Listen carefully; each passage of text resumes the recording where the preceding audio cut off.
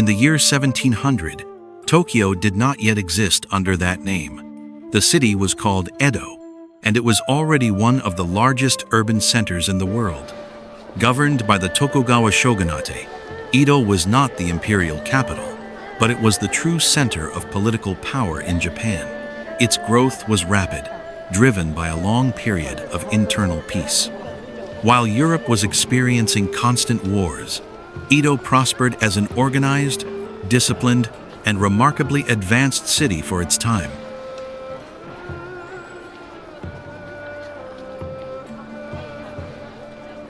At the beginning of the 18th century, Edo had more than 1 million inhabitants, a number comparable to, or even greater than, London or Paris at that time.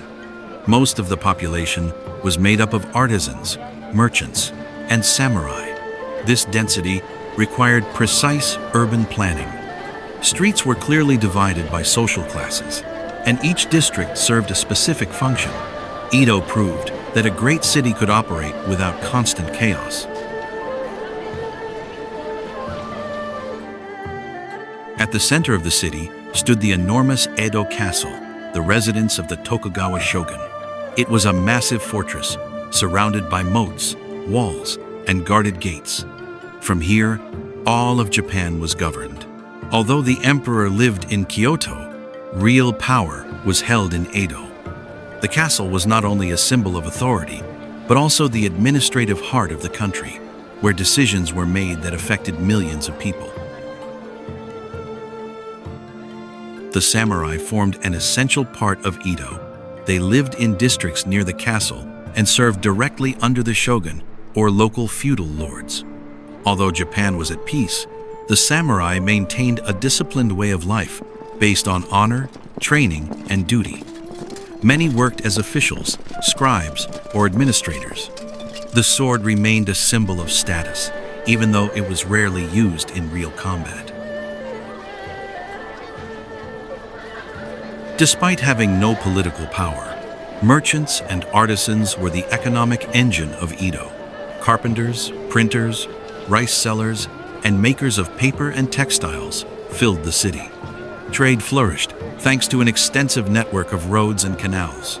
Paradoxically, many merchants were wealthier than the samurai, even though they ranked below them socially. This silent tension would later drive major changes in Japanese society. Edo was built almost entirely from wood and paper, which made it extremely vulnerable to fire. Blazes were so frequent that they were known as the Flowers of Edo. Massive fires could destroy entire neighborhoods in just a few hours.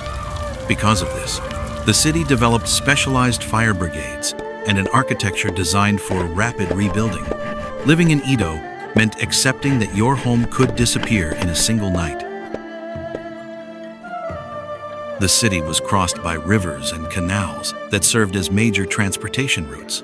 Small boats carried rice, timber, and goods throughout Edo. The streets were clean and well organized, something uncommon in many cities of the world at that time. Transportation was mainly on foot, by palanquin, or by water. This efficient network allowed Edo to function as a megacity long before the industrial era. Edo was also a vibrant cultural center. Kabuki theaters, tea houses, and entertainment districts attracted thousands of people. The most famous of these was Yoshiwara, a regulated quarter where artists, musicians, and courtesans gathered. It was in this urban environment that ukiyo-e art, with its prints of everyday life, was born. The popular culture of Edo deeply shaped the identity of Japan.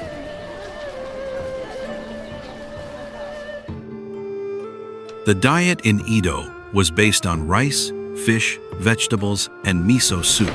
Fresh fish arrived daily from the bay, which led to the early forms of sushi becoming common.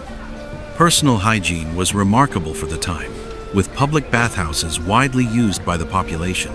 Compared to many European cities of the year 1700, Edo was surprisingly clean and well organized.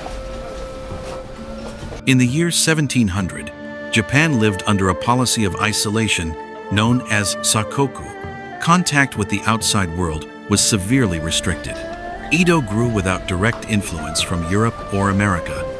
Yet this isolation allowed a unique urban culture to develop deeply Japanese, with its own rules, art, and customs. Edo evolved as a world almost completely closed in upon itself. Although Edo was not yet called Tokyo, it was already laying the foundations of a future modern capital. Its urban organization, its popular culture, and its massive population made it one of the most advanced cities of its time. When Japan opened to the world centuries later, Edo became Tokyo, but many of its structures and traditions were born in the year 1700. The legacy of Edo still lives on in the city today.